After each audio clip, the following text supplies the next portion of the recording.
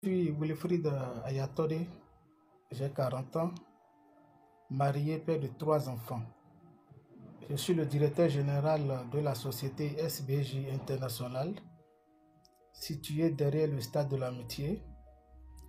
Nous sommes dans l'événementiel, nous avons une grande salle de conférence, nous avons le restaurant Fat Food SBJ, nous avons un grand pressing. J'ai été arrêté le 18 janvier 2022 à 15 h à mon bureau.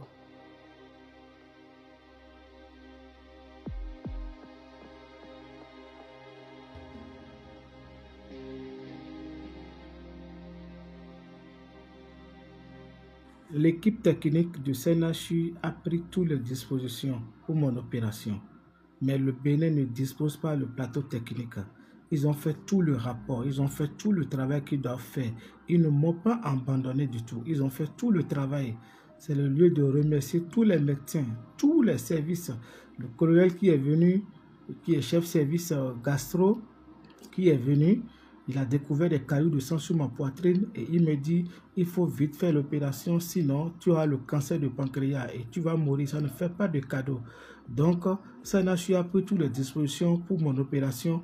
Malheureusement, le Bénin n'a pas le plateau technique et il faut attendre la décision de la justice avant que je n'aille pour faire mon opération à l'extérieur.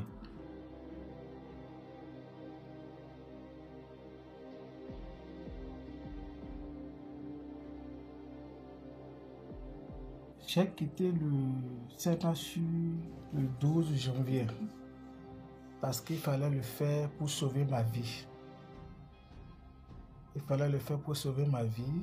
Je me suis retrouvé au CNHU le 11 février après avoir passé 2 semaines à l'urgence à Porto-Novo, qui m'a référé au CNHU parce que je souffre de pancréatite aiguë. Je suis arrivé au CNHU le 11 février. On m'a commencé les soins. Ils ont repris tous les radios, tout ce que j'ai fait. Ils ont fait un rapport médical pour dire qu'ils ne peuvent pas m'opérer. Il me faut une évacuation sanitaire. Nous avons écrit, nous avons tout fait. On n'a pas eu de suite. Je suis parti de là parce qu'il faut le faire pour sauver ma vie. Je souffre de pancréatite aiguë. J'ai des cailloux de sang sur ma poitrine. Et c'est les médecins même qui l'ont révélé, ce n'est pas moi. Là où je vous parle, mes os deviennent faibles parce que j'ai passé pratiquement 10 mois dans une salle où je ne voyais pas le soleil. On m'a mis dans une salle au CNHU qui me coûtait 30 000 par jour. Depuis le 11 février, à la date de mon départ, je payais 30 000 par jour pour la salle, sans compter les médicaments. Donc si je suis parti, c'est pour sauver ma vie.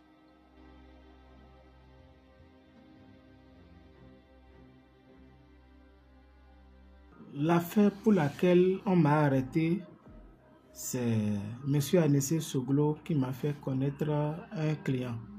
Le nom de Motiou, Omotayo, dit à la paix, qui est à Djali, qui est Cambis, qui est un client qui vient chez moi, qui lave des choses, qui a dit, mais attends, tu as les TPE, et comme tu as demandé les agréments tout et tout à la BCAO pour le bureau de change, moi je fais beaucoup de changes à Topa, il est à Djali, et il fait des changes à Topa. C'est comme ça que nous sommes rentrés en affaires et on a commencé par faire des affaires. J'ai mes TPE chez lui et on prenait 5%, 10%, tout le monde connaît ça. Je faisais ça avec beaucoup d'autorités, beaucoup de personnes qui ont des gens qui veulent faire venir de l'argent au Bénin. Alors, on le fait et puis un jour il me dit, mais comme tu as le site et ça ne fonctionne pas, il faut demander une fonctionnalité sur le TPE parce que c'est fin d'année et mes frères, ils ont travaillé durant l'année, ils veulent faire venir leurs sous dans le pays et il faut demander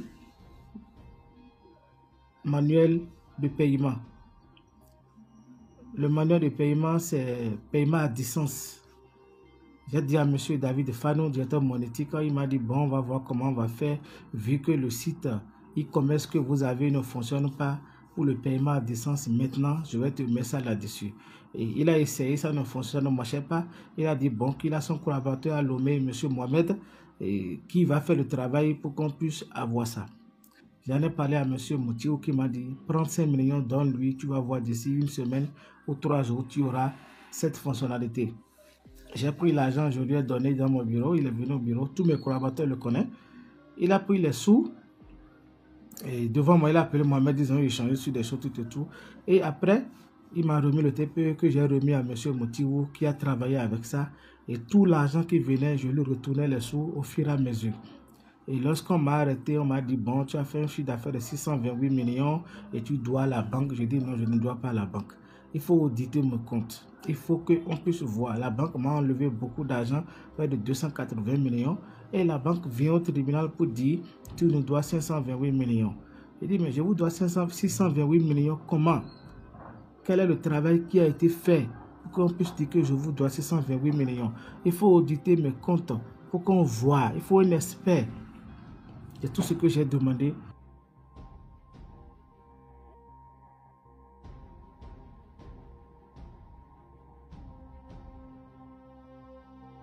Durant mon séjour à l'hôpital, la dame qui a arrêté le année qu'on a enfermé avec mon chauffeur, la dame que je connaissais il y a longtemps dans ma religion, qui s'est approchée de moi, qui m'a dit, écoute, je vais voir avec mes relations et je vais voir comment je peux t'aider. Je lui ai dit, il n'y a pas de problème. C'est là, elle a appelé son beau-frère, qui s'appelle Spero Comé le Grand. Il est en France. Vous avez le numéro de téléphone qui est là. Et tout le monde le connaît au Bénin.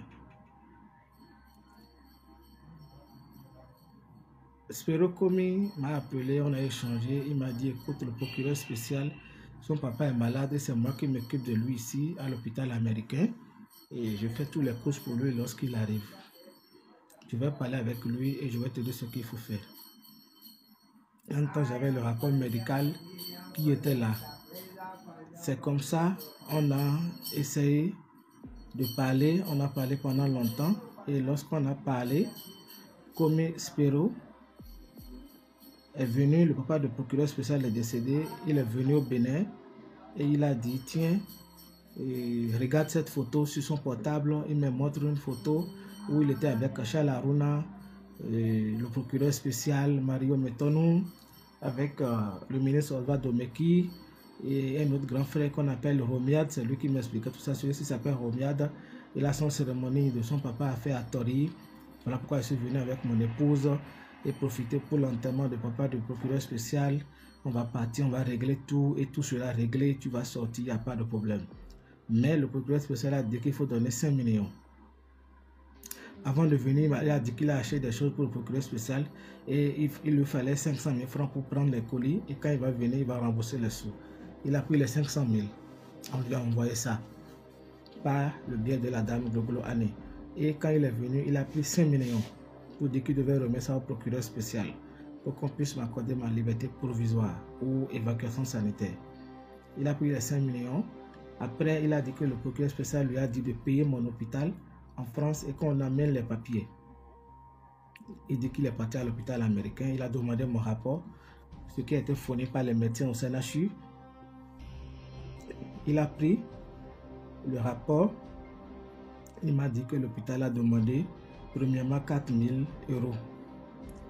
J'ai dit d'accord, j'ai contacté un ami qui était en France pour dire est-ce que tu peux m'aider à faire un virement à l'hôpital américain. Il a dit non, sa femme était ici en ce moment, elle s'appelle Gloglo Prudence, Bino Chenet je crois. Et il a dit il faut envoyer le cash pour que lui puisse payer l'hôpital. J'ai dit non, pourquoi? Parce que j'ai quelqu'un qui veut payer en France directement par virement le même jour. l'hôpital aura l'argent. Il a dit non. Et la femme a appelé pour dire non. Tu sais, comme il est resté durant longtemps à l'hôpital avec le papa de procureur, il connaît les docteurs là-bas qui sont noirs, qui vont nous aider. C'est le cash qu'il faut payer à la caisse et il aura tous les papiers tout de suite. J'ai dit d'accord. J'ai demandé à mon ami de dire à quelqu'un de nous remettre les sous. C'est comme ça qu'on a remis les sous par le biais d'un de nos amis qu'on appelle Hamza. Son petit frère Big Man a envoyé les 4 000 €. Et le jour où il a reçu les sous, il m'a appelé pour dire, mais Willy, merci, j'ai reçu les sous, tu es vraiment sauvé. Je suis avec le grand frère Sento. Sento, moi, je ne le connais pas. Il m'appelle sur vidéo. Peut-être que Sento me connaît, mais je ne le connais pas. Et il dit, voilà, l'hôpital sera payé demain, tu auras tous les papiers. Je suis là. Il m'envoie le document de l'hôpital. L'hôpital dit, chèque déposé ce jour en garantie pour, vous aurez tous les documents de l'hôpital. L'invitation est venue, on a déposé la demande, ça n'a pas marché. Le procureur ne répondait pas. Après, le procureur aurait dit à Dame Gogolo, a dit que le procureur a dit qu'il a fait son travail et qu'il a déposé au ministre et que c'est le ministre qui doit autoriser mon évacuation sanitaire. C'est là, j'ai appelé le grand frère Segolo pour dire, mais voilà, j'ai tel problème et il paraît que c'est le ministre qui doit autoriser mon évacuation sanitaire. Il dit, tiens, je peux le faire. Mais il faudrait que je lui envoie des pots de vin, des trucs, il te faut 750 000. Il est venu chercher les sous. Le jour-là, je crois que j'avais 500 000 sur moi. Il a pris ça. Après, j'ai demandé à mon chauffeur d'aller au bureau. Il a pris les sous au bureau et il est allé lui remettre. Mon chauffeur qu'on a arrêté maintenant, il est allé lui remettre le reste des sous dans son bureau à Jericho. Quand il a pris les sous, on était là. Je vais à l'audience, on n'a pas de suite. Après, il a dit que le ministre a dit que sa femme aussi souffre de pancréas et que c'est en France qu'elle a été opérée. Donc, il lui faut 2 millions pour remettre au ministre. Madame Gogolo dit de ne pas hésiter, de donner les 2 millions, qu'il va faire ça et puis je vais partir. Parce que chaque fois que je vais à l'audience, on ne me permet pas de parler. Le juge Ilali me menace, il me dit non, tais-toi, tu veux dire quoi?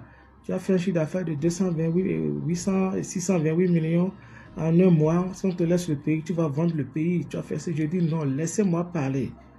Laissez-moi parler. Et c'est comme ça. Il a pris encore les 2 millions pour le ministre de la Justice. Je n'ai pas eu de suite jusqu'au jour de mon départ. Après lui, quand Spero Komi a pris l'argent, ils sont allés rencontrer un vieux qu'on appelle Vieux Koda à Sojatime. Madame Gogolo dit quand elle est partie, elle a vu le vieux et par le bien de Hamza et consort, et le vieux le connaît.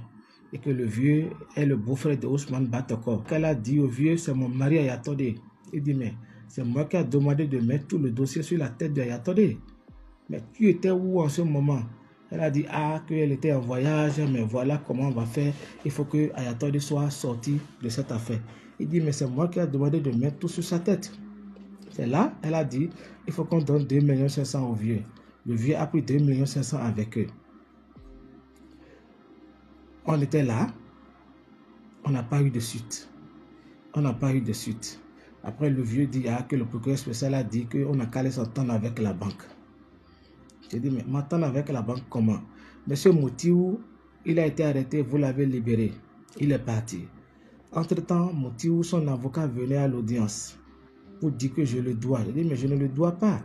Parce que quand j'étais au CNHU, il y a une dame qui est venue me voir avec un huissier, le nom de Maître Dameda, pour dire qu'ils sont venus de la part de Moutiou, qui a été arrêté, qui est à la BEF, et qui est mon client, et que le procureur spécial a dit de signer ce papier. Et quand je vais signer le papier, qu'on pourra m'accorder ma liberté pour que j'aille me soigner, vu que je suis malade couché au CNHU. La dame dit qu'elle s'appelle Madame Okaovi. Et quand j'ai regardé le papier, puisqu'il y a de transactions d'argent entre moi et Moutiou, je me suis dit, bon, comme il a dit, s'il y a problème, il va faire face avec ses relations. Il m'avait dit ça. Donc, j'ai signé le papier. Or, quand j'ai signé le papier, ils sont allés faire leur jeu pour pouvoir sortir Moutiou. Et Moutiou a été libéré chez le procureur spécial. On l'a présenté à M. Mario Meton, parce que c'est lui-même qui l'a reçu, selon mes enquêtes. Et il a libéré. Moutiou est parti du pays. Et son avocat venait à l'audience. Et quand on a vu le vieux Koda, il a dit, mais c'est moi qui a fait libérer Moutiou. J'ai demandé de mettre tout sur la tête de Ayatode. Je ne savais pas que c'était un béninois. La dame a dit, c'est mon mari. Il faut tout faire pour qu'on libère mon mari pour moi. C'est dans ça, le vieux a commencé cette démarche. Un soir où je devais partir à une audience, il a dit de l'appeler sur vidéo. On l'a appelé, la dame Gogo était là vers 21h. Il a donné un numéro WhatsApp de son fils, il a dit, on a appelé. Et il dit, j'ai vu tous les démarches que vous avez fait. Vous avez déposé une caution de 124 millions à la banque. Oui, c'est bien, cette caution est déposée. Mais il faut que la banque envoie un courrier au procureur spécial pour dire je suis d'accord pour ce que vous avez déposé. Et je lui disais, papa, j'ai toujours dit au paquet que il faudrait que l'État prenne comme un expert pour auditer mes comptes. La banque ment. La banque n'a pas positionné tout l'argent. La banque n'a jamais payé 524 millions. Je veux des preuves entre moi et la banque. Je veux qu'on ait audité mes comptes. Combien j'ai pris? Combien la banque a payé? Où ce sont qui ont porté plainte? Combien la banque a remboursé vraiment? Pour que je sache si c'est moi qui dois, si c'est la banque qui me doit, on va voir. Les reçus des TPE, la banque n'a pas positionné tous les cartes de Mastercard. Mais elle m'a défraqué beaucoup d'argent, près de 280 millions. Il dit que ce n'est pas là le problème. C'est quand ta quota liberté qui est important d'abord. Je dis d'accord, on a fait la caution de 124 millions. Les cautions sont composées comme suit. J'ai mis 2 maisons qu'on a pris un expert immobilier agréé par la banque qui a évalué les 2 maisons à 40 millions. On a pris 43 millions que la mairie me doit. On a fait domiciliation de paiement. J'ai 41 millions sur mes comptes. J'ai fait des chèques. J'ai mis les 124 millions au lieu de 108 millions à la disposition de la banque pour qu'on puisse me permettre d'aller me soigner et de revenir. Mais chaque fois que je vais à l'audience, j'exige que M. Motiou vienne pour qu'on fasse une confrontation entre lui et moi. Depuis que j'ai dénoncé le nom de M. Motiou, parce qu'à la date d'aujourd'hui, il y a 2 TP avec M. Motiou. Il y a un de Aura Bank, il y a un de UBA Bank avec M. Motiou à la date d'aujourd'hui. Quand j'ai dénoncé M. Motiou, son avocat fuit, ne vient plus à l'audience. Maître Didet, Elvis, il ne vient plus à l'audience. Dernière fois quand j'ai vu M. Didet, c'est quand on a comparé M. Désiré Vaudonon pour dire qu'il est dans mon dossier. Et voilà, Maître Didet est venu. Voilà comment les gens m'ont pris beaucoup d'argent. J'ai un de mes collaborateurs qui s'appelle Nyavi Adrien, son fils s'appelle Sissi. Il m'a amené une dame qui dit qu'elle est la femme de juge d'instruction du premier cabinet de Porto Novo, M. Lessos Niquez, que je n'ai jamais vu. Mais la dame dit qu'elle était à Porto Novo, ils étaient en session criminelle à Koubé et qu'elle va venir, il faudrait qu'on lui envoie 100 000 pour son transport. J'ai demandé à ma femme d'envoyer les 100 000. Elle n'a pas hésité. Tout ça là se passe, ma femme n'est au courant de rien. Elle a envoyé les 100 000 à la personne. Quand les 100 000 sont partis, la dame est venue, elle est géante Claire, qu'elle habite à Tampé. Elle est venue, elle a dit bon qu'elle va partir à la présidence pour voir quelqu'un qui va l'envoyer vers le président du tribunal de la Criette, M. Dossa. Elle est venue, elle est partie, après elle me dit bon il faut 1,5 million. J'ai dit à ma femme, trouve-moi 1,5 million. Elle allait prêter 1,5 million, elle a amené. La dame a pris ça, une semaine après, elle ne venait pas. Je l'ai appelée, elle me dit qu'elle va venir. Hein. Je n'étais pas oublié. Elle est venue, elle me dit, bon, le dossier maintenant, le dossier est politisé pour régler ça parce qu'on a dit que tu es très proche de l'opposition. Pour régler ça, il te faut 20 millions pour régler ça. J'ai dit, maman, moi je vais trouver ça où? Je n'ai pas d'argent. Tu vois, je suis dans le médicament tous les jours ici. Regarde, j'ai un problème de pancréas, je souffre. Et j'ai des cailloux de sang qu'on a découvert sur ma poitrine. Elle dit en tout cas qu'elle va réfléchir, voir comment elle va demander pardon aux autorités. Et jusqu'à la date de mon départ, la dame s'est restée comme ça, elle n'est plus jamais venue. Voilà comment tous mes sous sont partis à l'eau. En ce qui concerne le Spiro en question, il m'a dit qu'il a payé, il a déposé un chèque de 16 150 €, mais ce qu'il a pris chez moi, c'est 6 150 € qu'il a pris chez moi. Et lorsque ça a commencé comme ça, sa belle-sœur, qui est mon ami Annie Glogolo, est fâchée. Il lui avait laissé sa voiture ici. La dame a saisi la voiture pour dire il faut que tu payes tout l'argent. Et attendez, comme ça tu vas prendre ta voiture. Elle m'a remis la voiture. J'ai garé la voiture quelque part. La voiture est en sécurité. Ce n'est pas cette voiture qui m'a fait sortir du Cotonou. Je sais comment je suis parti de Cotonou pour sauver ma vie. La voiture est là. La dame n'a pas sa place en prison parce qu'elle ne sait pas comment je suis parti. Ni mon chauffeur ne sait pas comment je suis parti de Cotonou pour me retrouver là où je suis.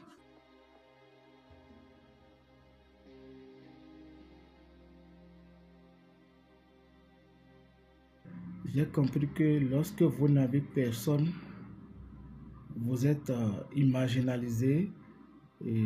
C'est un réseau où on vous maltraite parce que moi, je souffre. Je suis parti à l'audience le jour où l'honorable Désiré Vaudonnon devait comparaître pour la première fois après son arrestation. Le juge Lali m'a menacé parce que chaque fois quand je vais à l'audience, on me donne une chaise et puis je m'assois. Il me dit: reste debout, tu n'es pas malade. On m'a dit que tu devais mourir depuis 6 mois, tu n'es pas mort. Donc tu n'es pas malade, reste debout. Et il y a un avocat qui était là, un vieux, je crois, Maître Dako, qui dit: mais monsieur le président, vous voulez qu'il meure? Il dit: en tout cas, il n'est pas malade. N'importe qui peut aller prendre un certificat médical pour dire qu'il est malade. Je souffre de pancréatite aiguë. Le service de gastro sont venus. Ils ont découvert que j'avais des boules, des cailloux de sang sur ma poitrine. Ils sont là qui me fatiguent. Je dois suivre l'opération. Et ce n'est pas la première fois que ce mal-là m'est arrivé. Ça a commencé depuis 2015 et je me traitais à l'hôpital Bon Samaritain. J'ai été déjà en France une fois, on m'a fait les opérations, mon dossier médical est là-bas. Vous pouvez demander. Demandez mon dossier médical au CNHU qu'on vous donne, monsieur le président. Et vous allez voir ce que j'ai. La justice a voulu finir avec moi. J'ai dit à l'audience un jour, il faudrait qu'on demande un expert de faire le travail entre nous. Le président Lali ne me permet pas de parler. Quand j'ai expliqué pour dire, on m'a donné 20%, je suis prêt à couvrir la banque de cette somme. En plus, un petit montant pour me permettre d'aller faire mon opération de revenir, pour qu'on puisse voir clair et que M. Motiou qui a été libéré n'a qu'à revenir. Les TP sont encore avec lui aujourd'hui. Il n'a qu'à revenir pour qu'on puisse faire face à la justice pour régler l'affaire. Moi, je suis malade. La justice de mon pays a refusé de me laisser aller me soigner. Voilà pourquoi je suis parti et je veux que le droit soit dit et que le monde entier puisse regarder et me sauver la vie.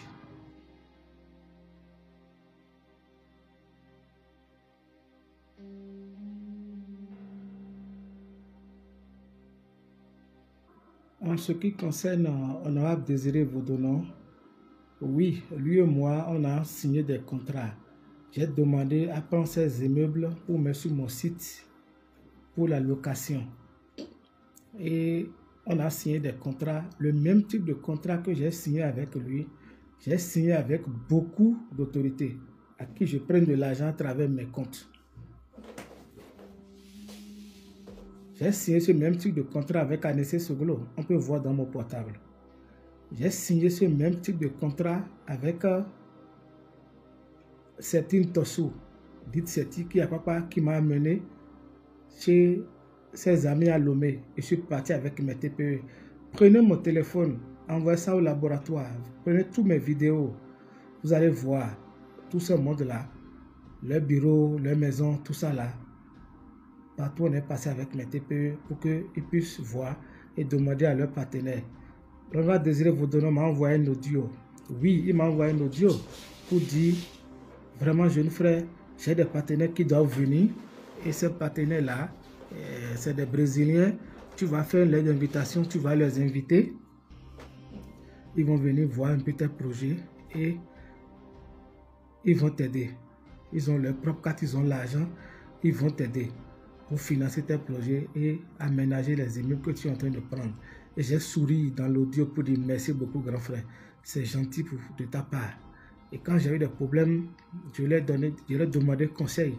Et il m'a donné beaucoup de conseils. Donc, qu'on vienne me dire à l'hôpital, le monsieur Hamza me dit, comme votre désiré dans le dossier, il faudrait que tu dis que c'est avec lui que tu as fait tout. Et comme ça, on va te libérer, tu vas partir pour aller faire tes soins. Mais si jamais tu appelles le nom de vieux, tu vas mourir, il va te tuer. Mais je sais que le vieux a des parents au CNHU. Il a un docteur qui est au CNHU, qui a l'urgence là. Et lorsque mon rapport médical est sorti, il a demandé à la dame Glogolo de contacter le docteur, je crois que c'est le docteur Yemoru, pour savoir si c'est un vrai document ou on n'a pas fait de faux. Je ne peux pas faire de faux pour ma santé, Monsieur le Président. Je connais Désiré Vodono. Je connais tous les politiciens du Bénin. Je suis un petit très dense, Monsieur le Président. Monsieur le Président, sauvez-moi ma vie. Si je dois vous citer le nom de tout ce monde autour de vous ou dans le Bénin avec qui je fais des affaires, le pays va dire autre chose. Mais je tais les noms pour l'instant. Pour moi, c'est que vous me sauvez ma vie, Monsieur le Président. Et que le droit soit dit dans ce dossier. Et qu'on prenne un expert neutre pour auditer les trucs.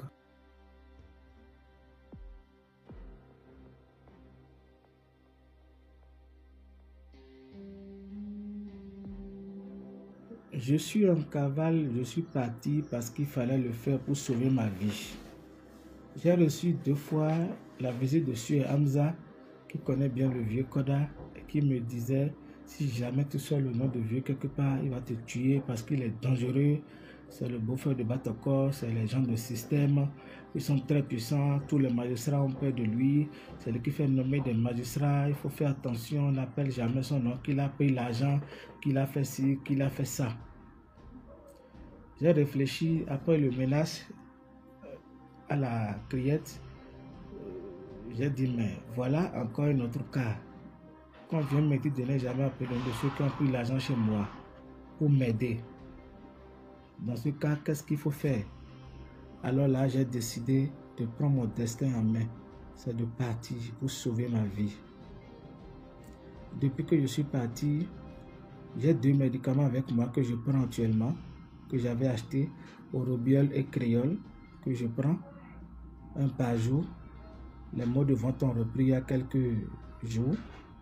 Mais j'essaie de prendre le médicament pour vraiment me calmer. Le temps que le chef de l'État puisse intervenir dans ce dossier pour qu'on me permette d'aller me soigner. Parce que j'ai encore mes pièces à Cotonou, mon passeport, tout est à Cotonou.